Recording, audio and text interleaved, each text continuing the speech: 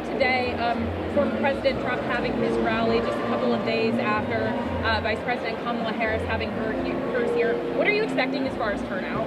Well, we're expecting a huge turnout. The line outside is massive. There are so many people here that can't wait to come in and see President Trump deliver his message for his agenda, Agenda 47.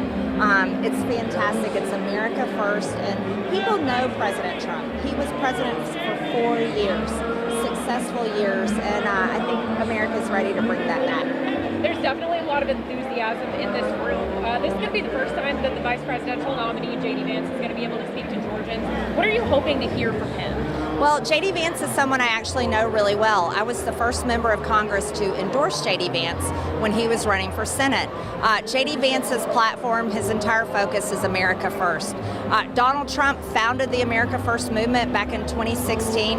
This is taking a focus of the federal government and all our hard-earned tax dollars, putting that focus on Americans, working Americans, senior citizens, everyone that has suffered under the failures of the federal government. That's J.D. Vance's policies. I strongly support them, and I'm excited for all my friends and family that are coming into the rally today to hear J.D. Vance and hear his message. The former president, he's in a state today where he's under indictment. That case is being held up in court right now, as they're looking to see if the DA is even going to remain on the case. How do you think that factors into his relation to Georgians, and what do you think the overall opinion on that case in this area is? This is a politically weaponized, terrible, shameful lawsuit that has been brought against Trump. It's the same thing that the Biden-Harris administration has done, weaponizing the Department of Justice, weaponizing the FBI. It's the same thing that the Democrats have done in New York with Alvin Bragg.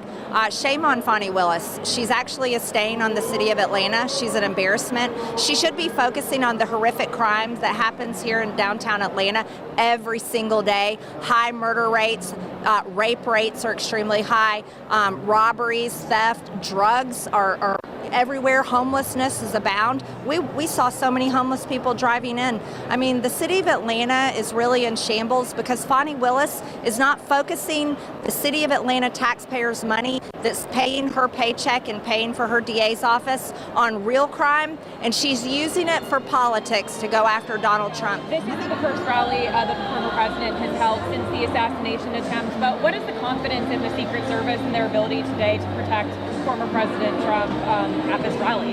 Yeah, there's a lot of great men and women in the Secret Service, and we are thankful for every single one of them. They're truly dedicated to their jobs.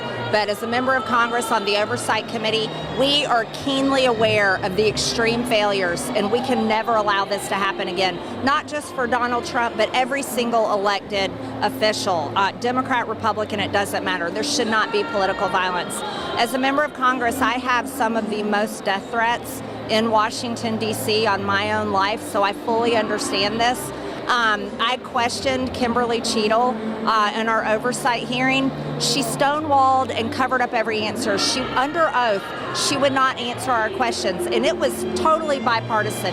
Democrats and Republicans alike drilled her over and over again. There's clearly a conspiracy there. I don't know if it comes within the Secret Service or maybe from outside, but it is very clear that Thomas Crooks did not act alone, and the failures that happened on July 13th can never happen again.